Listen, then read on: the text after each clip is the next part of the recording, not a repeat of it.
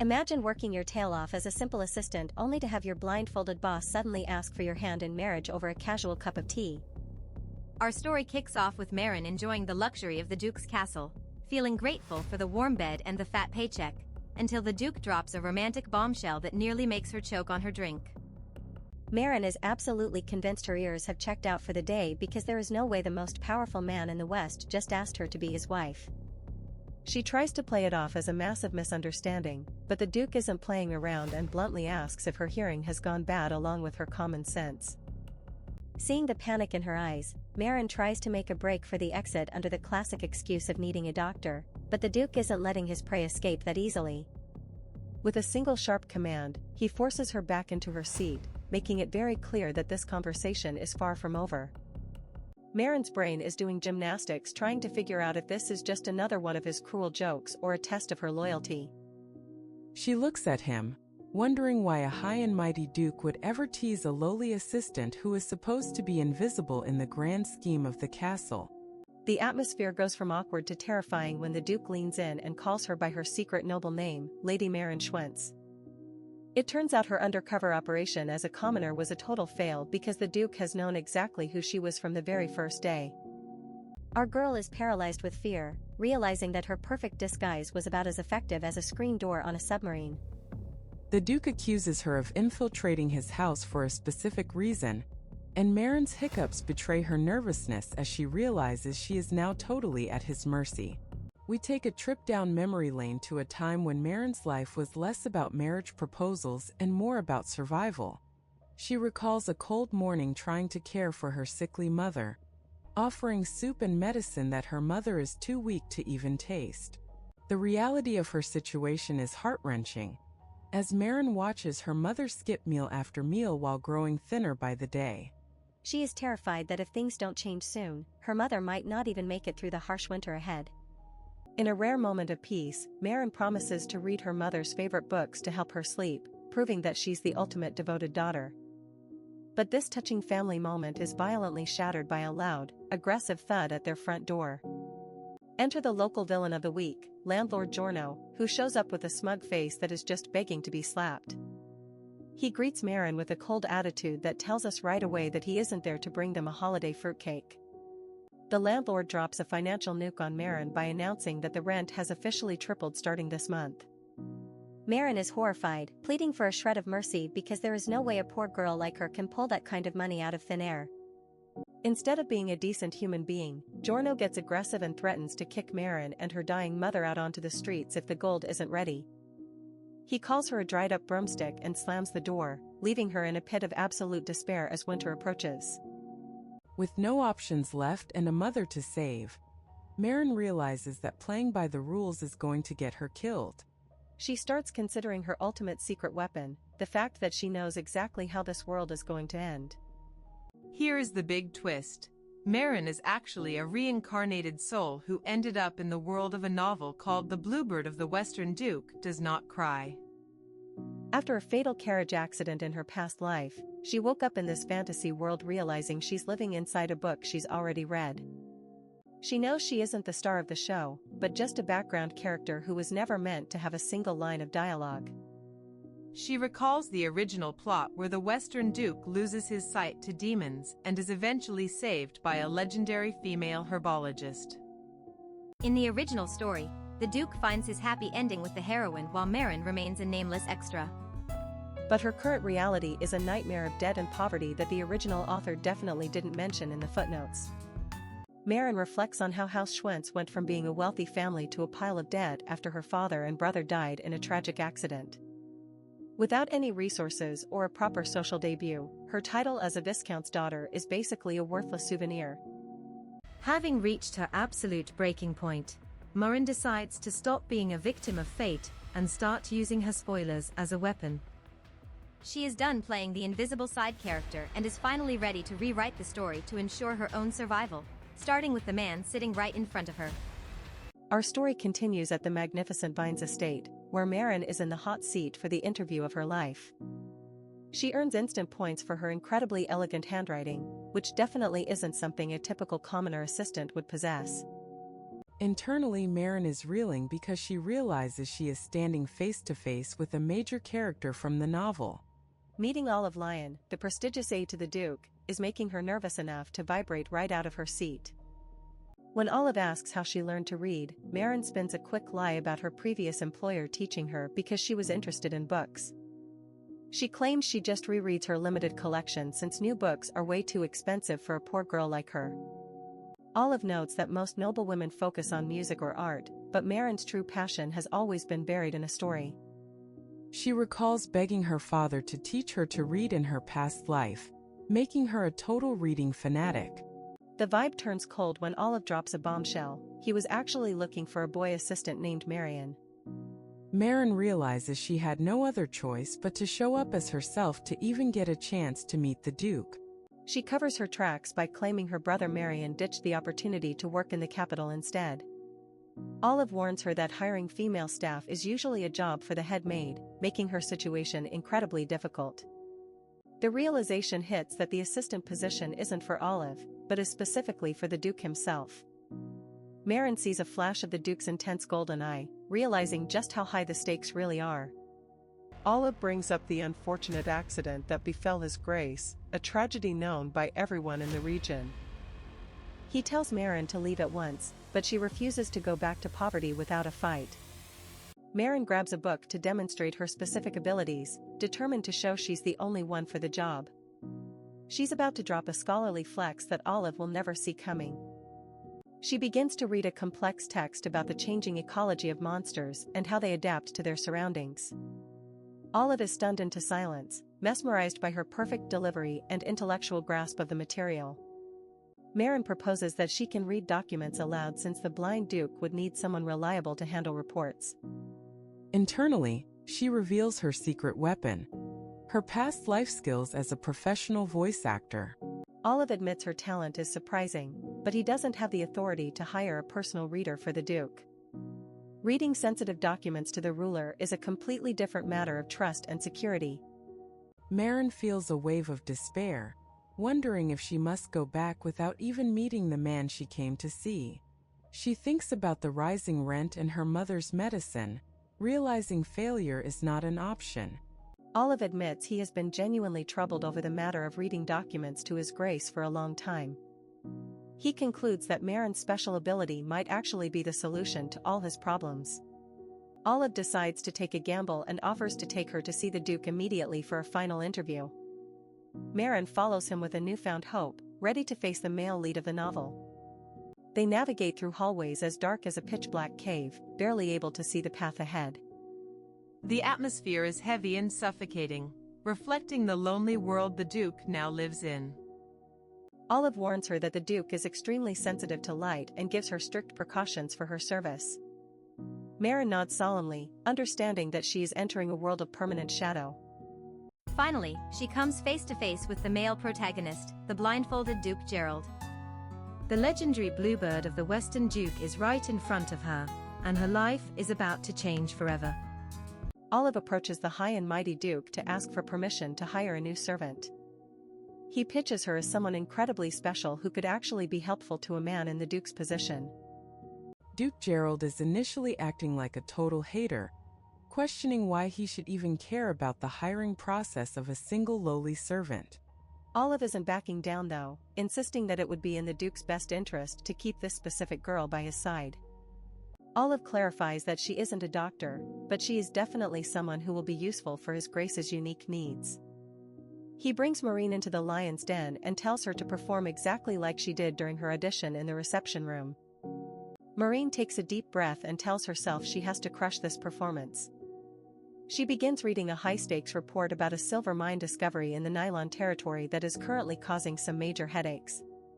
The report reveals that after a year of mining, they only found low-grade junk instead of actual silver.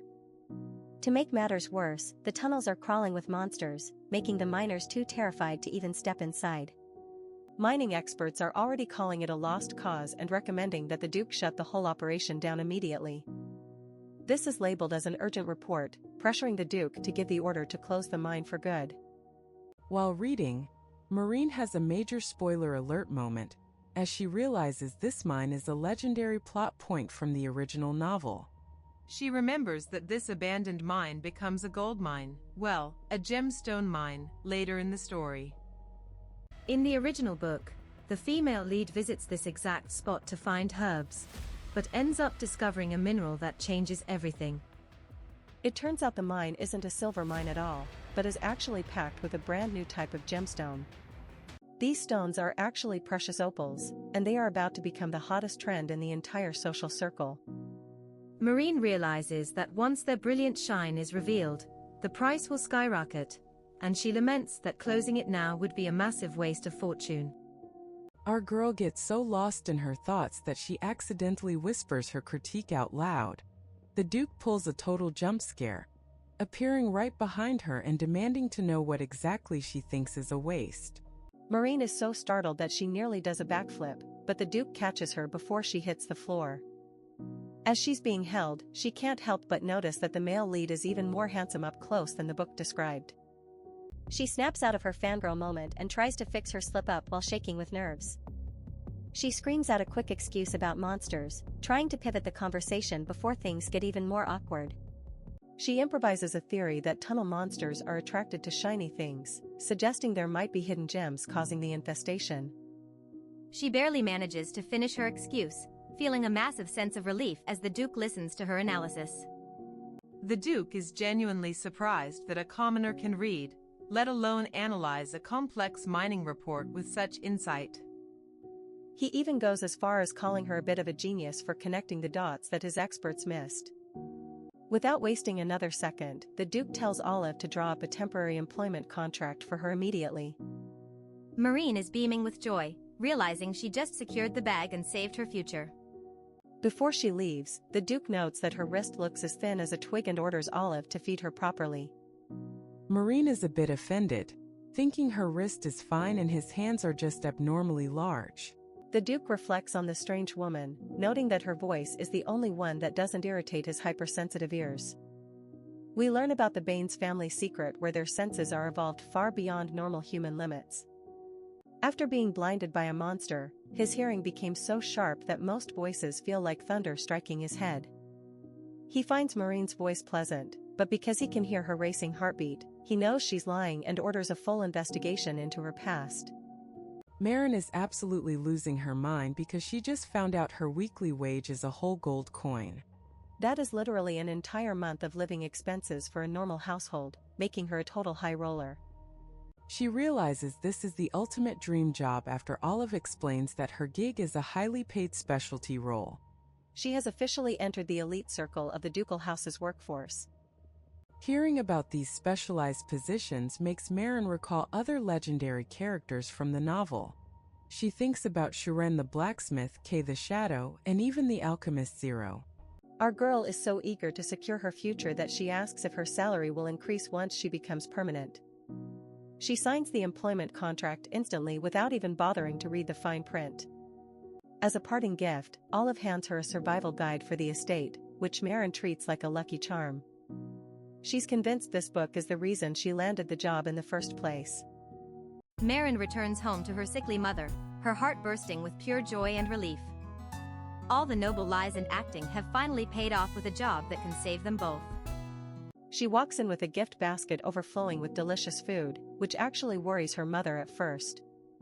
Marin has to calm her down by explaining she secured a prestigious role at House Vines. Her mother is overcome with gratitude, believing that the ducal house is a place of absolute trust and safety.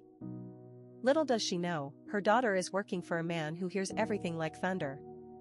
Despite the happiness, Marin feels a sharp pang of guilt for lying to the Duke about her commoner status.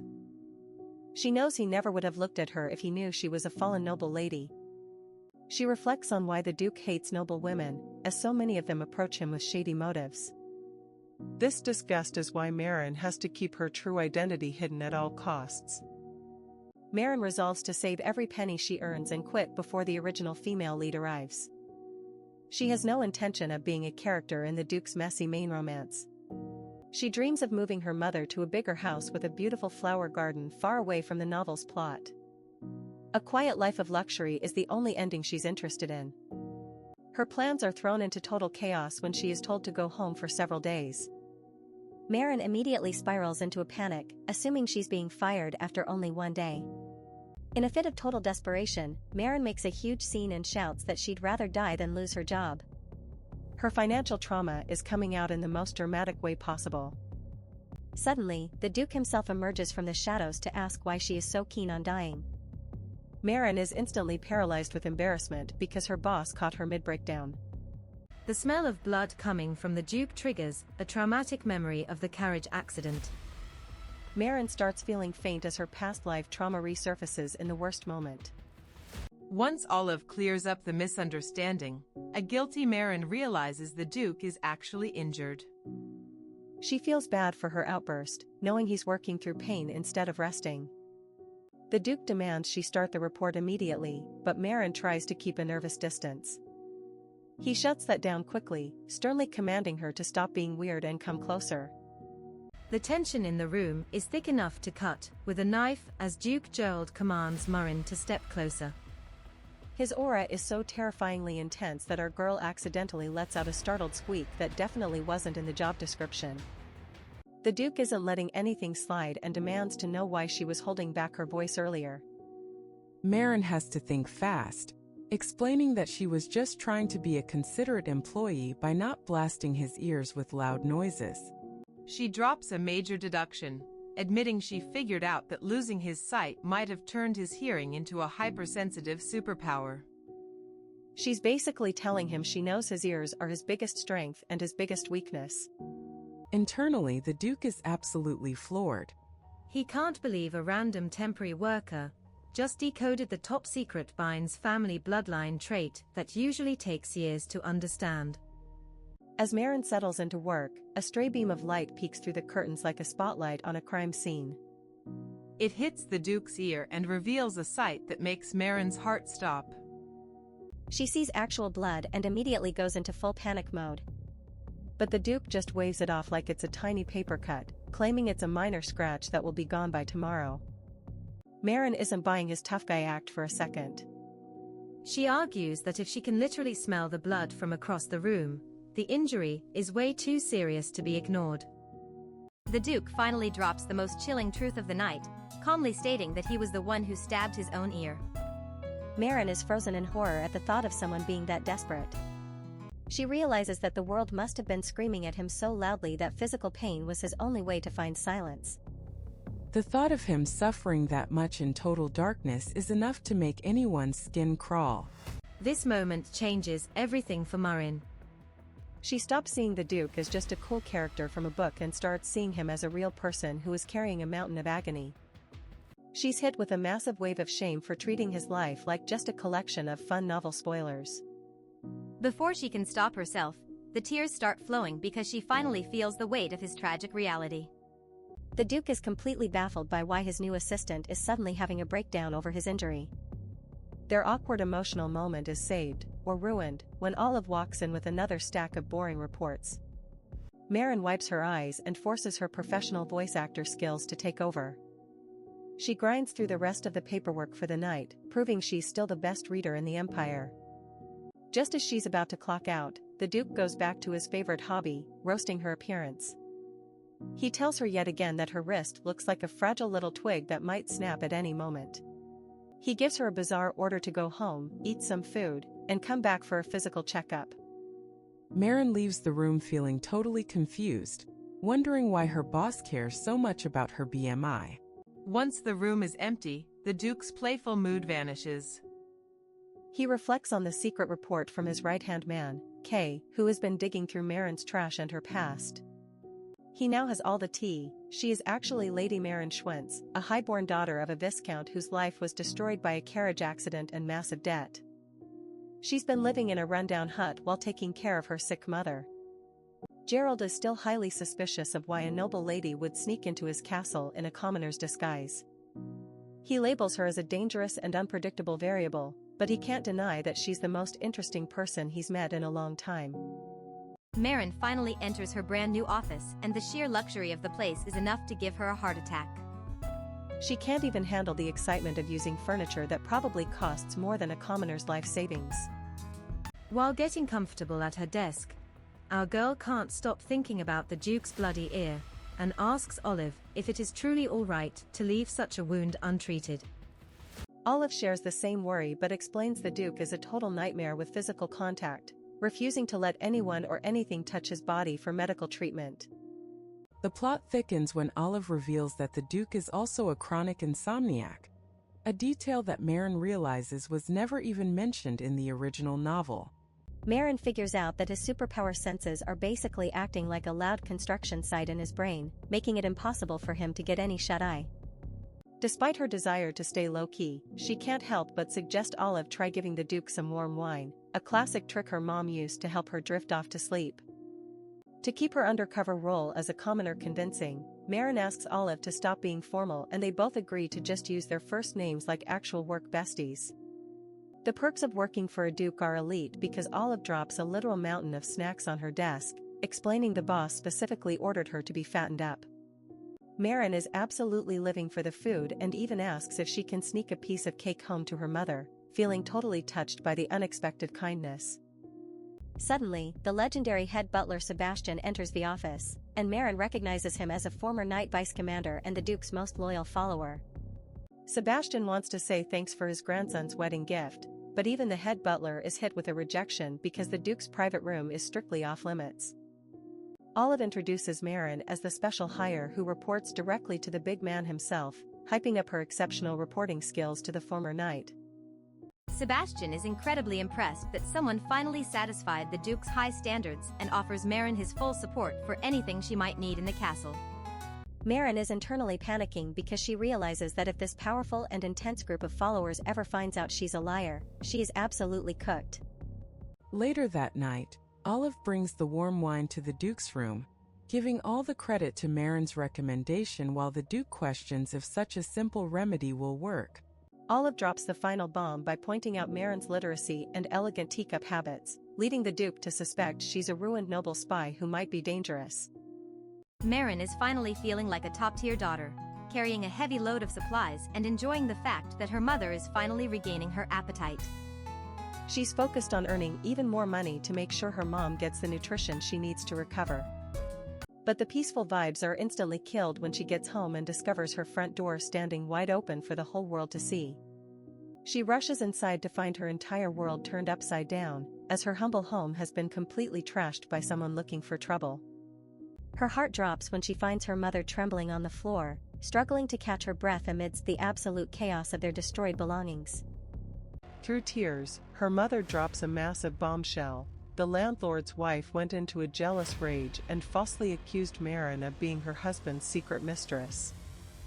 That vengeful woman didn't just break their furniture, she delivered a cold ultimatum that the rent must be paid by tomorrow or they'll be kicked out on the street immediately.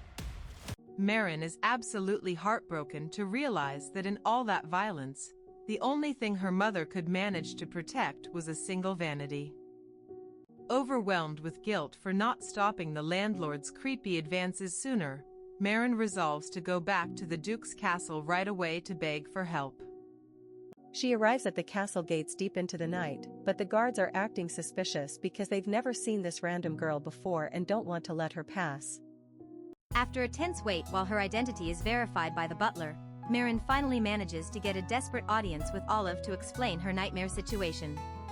Setting aside her noble pride, she begs for a portion of her weekly pay in advance, explaining that her sick mother will be homeless if she doesn't get the gold. Olive is sympathetic to her struggle, but he explains that every single financial decision in this house has to come directly from the Duke himself. Marin is led to the Duke's inner sanctum and told she has to go in alone to plead her case for the emergency funds. The Duke greets her request with zero warmth, coldly demanding to know exactly what a lowly assistant thinks she can offer a Duke in exchange for such a huge favor. While scanning the room for any kind of answer, Marin spots a glass of wine and realizes the Duke is physically struggling because he hasn't been able to sleep. She makes a bold play, proposing that she can use her professional reading skills to help him fall into a restful sleep, just like she does for her own mother. The Duke immediately gets suspicious about how she discovered his private battle with insomnia, forcing Marin to quickly blame it on a slip of info from Olive. To her total shock, the Duke actually accepts the deal and hits her with a blunt command to start the sleeping process right then and there. Duke Gerald finally accepts the deal to have Marin read him to sleep and immediately starts asking about her daily commute. He's already calculating how much time he's losing while his personal human lullaby travels back and forth. Once he hears it takes an hour to get home, he gives Olive a direct command to move Marin and her entire family into the castle annex by tomorrow morning. The Duke isn't wasting any more time with long-distance service. Marin is absolutely stunned as she realizes her homeless era is officially over. In one single conversation, she managed to fix her housing crisis and her empty bank account at the same time. To make things even better, the Duke orders an immediate advance payment so Marin can settle all her messy affairs before moving in. She's finally holding the gold that will change her mother's life. While walking back to the office, Marin starts to wonder if her role is shifting from a top-tier assistant to a high-class nanny for a grumpy Duke. The irony of reading a grown man to sleep isn't lost on her. Gerald watches her leave, clearly intrigued by the mystery surrounding her. He's confident that having her live at his estate will make it way easier to dig up all the secrets she's trying to hide. Marin borrows a horse and rides like the wind back to her shack, finding her poor mother waiting outside in the cold because she was worried sick. It's a bittersweet reunion after such a high-stakes night. She drops the life-changing news right away, telling her mom they are moving into the servants' annex at the actual Vines castle. She's basically telling her mom they just won the medieval lottery. Her mother is skeptical at first, thinking it's too good to be true, until Marin explains that the Duke is even sending a grand carriage to pick them up. The reality of their situation finally starts to sink in. Overcome with relief, her mother starts praising Duke Vines as the ultimate guardian of the West. She truly believes they are under the protection of a saintly man. Seeing her mother smile brightly for the first time in years makes Marin feel like every lie she told the Duke was 100% worth it. She takes one last look at the miserable shack they've called home, satisfied that their days of living in a rundown dump are officially over. While Marin is dreaming of her new life, the landlord's wife is busy reaching peak levels of toxicity, vowing to tear Marin's hair out for an affair she totally made up in her head. She is fueled by pure jealousy and doesn't care that her target is a hardworking daughter just trying to survive. The landlord himself is mostly just panicking about his wallet, wondering who else would be desperate enough to rent his disgusting property if Marin leaves. The greedy couple finally corners Marin, thinking they still have her under their thumb with the threat of eviction. Marin stands her ground and shuts them up instantly by casually slamming down a bag full of actual gold coins for the rent. Their jaws hit the floor when they realize their financial leverage just vanished into thin air thanks to the Duke's advance payment. The landlord is left speechless, wondering how a girl who was begging for time yesterday suddenly became a high roller overnight. The tension in the air is electric as the truth about their manipulation and greed finally starts to backfire on them. Marin isn't done yet. She lets out all her righteous fury at the wife for having the audacity to lay a hand on her sick and defenseless mother. She is completely transformed from a quiet victim into a woman who will destroy anyone that threatens her family. In the ultimate Uno reverse move, Marin drops a tactical nuke on their marriage by exposing the landlord's real affair with Windeye, the stable-keeper's wife. She basically lights their entire relationship on fire and walks away while the sparks fly. The toxic couple immediately forgets about Marin and starts a violent brawl with each other right in the middle of the street. Their lies and greed have finally caught up to them, leaving them in a total mess of their own making. Butler Sebastian doesn't just send a carriage, he pulls up personally in a grand vehicle to rescue Marin and her mother from this neighborhood of nightmares. Marin is completely blown away that a high-ranking official like Seabass would come all this way so early in the morning just to escort a simple temporary assistant. The showdown with the landlord reaches a boiling point as Giorno gets cocky, suggesting Marin must have found some rich old man to pay off her debts. Marin doesn't even flinch, immediately shutting him down by revealing she knows this entire territory and the very mountain they stand on belongs to House Vines. Our girl exposes the landlord's illegal hustle, pointing out that while the Duke allowed cabins for hunters to rest, he definitely never authorized a greedy couple to extort rent from the poor. Giorno starts sweating bullets as he realizes his free money scheme just hit a massive legal wall. Just when the tension is about to explode, head butler Sebastian enters the chat like an absolute legend. He doesn't waste a second, ordering his men to haul the corrupt couple away for their crimes against the Duke's laws. Giorno and his wife start begging for mercy like their lives depend on it, but Marin stays cold as ice. She firmly tells them that they need to be punished for the physical harm they dared to cause her mother. Marin drops a surprising truth, admitting she knew the rent was a total scam from the very start. She only kept her mouth shut because it was the only affordable roof she could find, but the moment her mother's safety was threatened, all bets were off. As Marin introduces her mother, Rona, to the butler, Sebastian notices her incredibly graceful and noble greeting. This perfectly timed politeness confirms every suspicion the Duke's inner circle had about Marin's true background. Sebastian is internally reeling, wondering why on earth the Duke wants to keep a lying noble girl so close to him. Even though he's suspicious, he decides to follow orders and keep a hawk-like watch on her every move. With their meager life packed into a grand carriage, Marin watches her mother drive away toward a better future. She makes a silent vow to herself that she will never return to the place that brought them so much pain and misery. Upon arriving at the Duke's estate, Marin is completely speechless at the beauty of the castle annex. She can't wrap her head around the fact that such a luxurious, sun-drenched space is actually meant for servants. The butler drops another flex, revealing that the entire third floor has been cleared out exclusively for Marin and her mother. He basically gives them a blank check to choose any room that fits their vibe. Marin is introduced to Yulia, a young red-haired maid assigned to serve them personally. However, the moment she sees Yulia's face, Marin is hit with a nagging feeling that she has seen this girl somewhere before. Noticing how nervous the young maid is, Marin tries to be the chill boss and encourages Yulia to drop the formalities.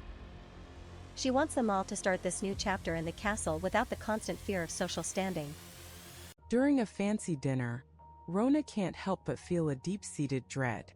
She warns Marin that all this boundless kindness will vanish in an instant the moment the Duke finds out they've been lying about who they are. Marin realizes her mother is 100% right. The day their lies are discovered, they could end up just like Giorno. She resolves to become so indispensable as the Duke's assistant that he literally won't be able to kick her out. Back at the main castle, the Duke learns about the assault on Marin's mother and lets out a terrifying smile that sends shivers down Olive's spine. It's clear that the Duke is about to make someone regret ever being born. Gerald issues a brutal sentence, ordering the confiscation of all the landlord's assets and 5 years of hard labor. He goes even further, demanding the wife's hands be rendered useless as punishment for daring to slap Rona. As night falls, the Duke's heightened senses begin to spiral out of control, making his head feel like it's going to explode. The constant noise and pain becomes so unbearable that he actually starts wishing for death just to escape the mental storm. In his darkest hour of agony, the Duke clings to the memory of Marin's promise to help him sleep. He's desperate for her to succeed where everyone else has failed before he completely loses his mind to the madness of his own senses. Marin steps into the massive, awe-inspiring library of house vines and is instantly hit with the intoxicating scent of old books. Her heart is pounding not because of a monster attack, but because she's a total bookworm who has finally found her paradise. She quickly snaps out of her daydream and reminds herself that she's on a high-stakes mission to find the most boring book in existence. Putting the Duke to sleep is her ticket to securing another gold coin, and she is 100% ready to secure that bag. After scanning the shelves for dry philosophy and endless history texts, her eyes land on a thick book about herbology. She decides to pivot her strategy, wondering if a little botanical knowledge might be the secret to the Duke's recovery. Suddenly, a major plot point from the original novel flashes through her mind involving a legendary herb called mandrelasong. She recalls that the novel's heroine eventually heals the Duke's blindness with this mysterious plant, but the book never actually described what it looked like. Marin decides to take matters into her own hands and starts a deep-dive research mission, whispering the name to herself as she searches the library. She's hoping to find the cure before the official plot even starts, but she's about to get a major surprise. Her quiet search is interrupted by a high-pitched voice, and she turns around to find an incredibly adorable child watching her every move.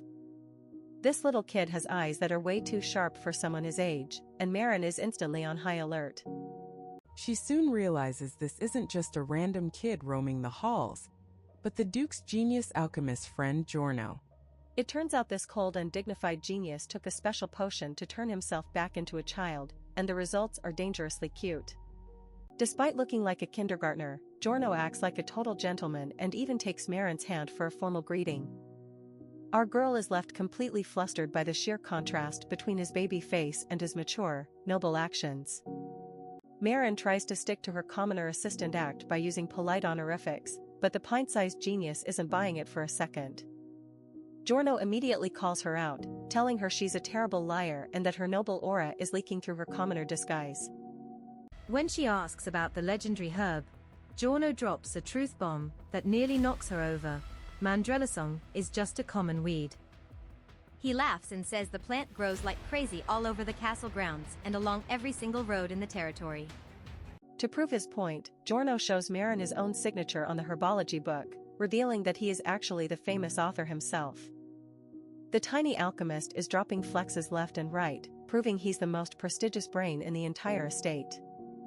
Marin looks at the illustration in the book and is absolutely shocked to see that this legendary plant looks exactly like a common dandelion. In her previous life, these were just things you blew on to make a wish, not high-level magical ingredients. Giorno explains that while the flowers have a refreshing mint scent, the plant has zero known medicinal uses to the public. He's basically telling her she's chasing a dream that doesn't exist, as far as the scientific community is concerned. Then comes the real shocker: Manhwa is actually a poisonous plant that causes nasty stomach aches.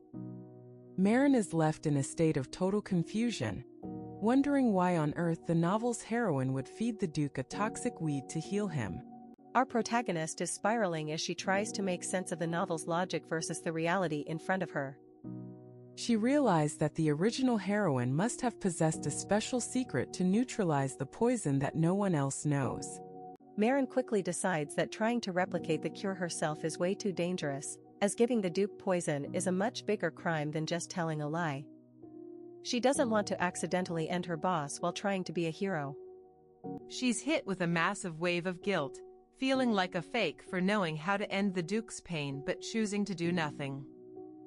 She's basically pretending she's just a regular employee while watching the man suffer in total silence. Ultimately, she resolves to stick to her plan and not interfere with the main character's destinies. She decides to just wait for the fated heroine to appear and save him, hoping she can survive the drama until then.